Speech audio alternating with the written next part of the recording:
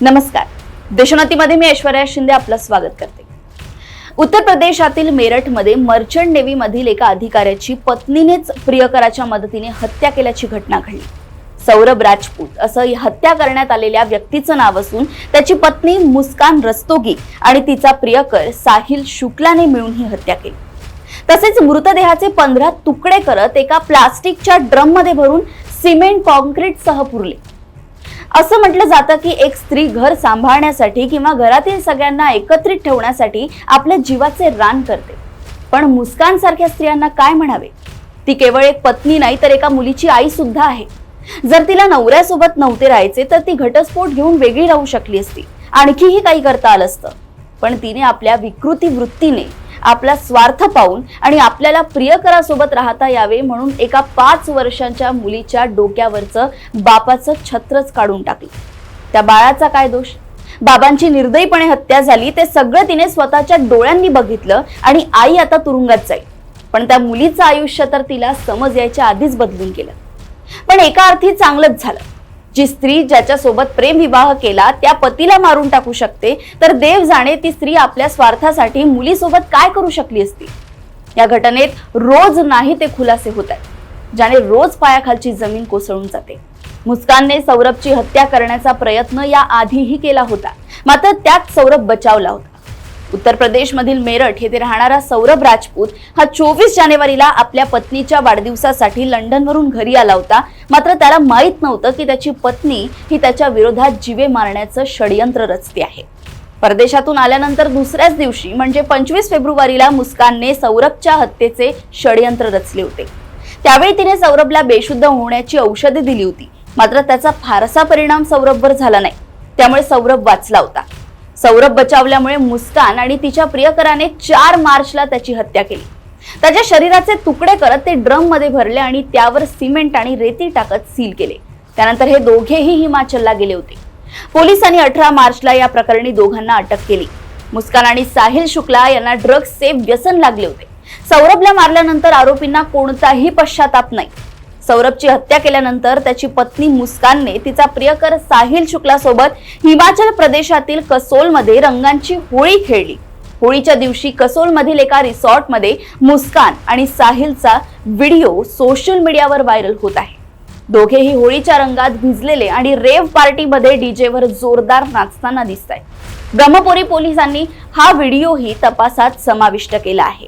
Police पथक त्याच्या सोबतच आलेल्या कॅब ड्रायव्हरचीही चौकशी करेल. मुस्कानने 25 फेब्रुवारी रोजी स्वतःचा वाढदिवस आणि 28 फेब्रुवारी रोजी मुलगी पिहूचा वाढदिवस साजरा केला. मुस्कान आणि सौरभने त्यांच्या मुलीच्या वाढदिवशी पिहू सोबत खूप नाच केला. त्याचा व्हिडिओही सोशल मीडियावर व्हायरल होतोय. मुस्कानने तिचा प्रियकर साहिल शुक्लासह सौरभला त्याच्या मार्गातून दूर करण्यासाठी त्याला मारण्याचा कट आधीच रचला होता आणि यासाठी चाकू, वस्तरा, औषधे, पॉलिथिन इत्यादी वस्तू आधीच खरेदी केल्या गेल्या होत्या. दोघांनीही 3 मार्चच्या रात्री सौरभची हत्या करण्याचा गुन्हा केला. सौरभच्या शवविच्छेदन अहवालातून तर धक्कादायक बाब समोर आली आहे. शवविच्छेदन अहवालातून असं दिसून आलंय की सौरभची हत्या 2 आठवड्यांपूर्वीच झाली होती. तसेच त्याची त्वचा जाळण्याचा प्रयत्न करण्यात आला होता. त्वचेला गंभीर नुकसान करण्याचा प्रयत्न केला गेला. तसेच मृतदेहाचे अनेक भाग कापले गेले होते. त्याचे दात देखील हलत होते आणि त्याची त्वचा खूप सैल झाली होती. मेरठचे मुख्य वैद्यकीय अधिकारी डॉक्टर अशोक कटारिया यांनी ही माहिती दिली आहे. सौरभ हत्याकांडातील पुरावे गोळा करण्यासाठी पोलिसांचे एक पथक शुक्रवारी हिमाचल प्रदेशला रवाना झाले आहे. मुस्कान आणि साहिल शुक्ला जिथे जिथे राहिले होते तिथे तिथे ही टीम जाईल.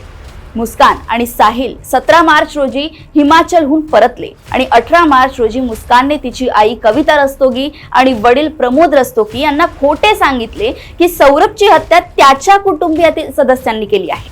वडिलांनी वारंवार विचारपूस केल्यानंतर मुस्कानने अखेर तिचा गुन्हा कबूल केला आणि साहिलसह सौरभची हत्या केल्याचं सांगितलं.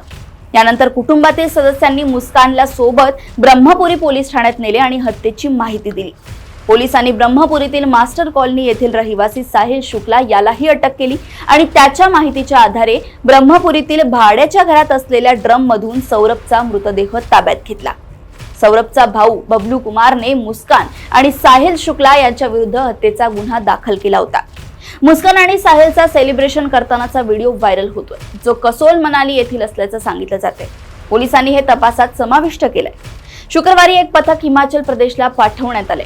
हे पथक शिमला, मनाली, कसोल व्हॅली इत्यादी ठिकाणांहून पुरावे गोळा करेल जिथे दोन्ही आरोपी राहिले होते।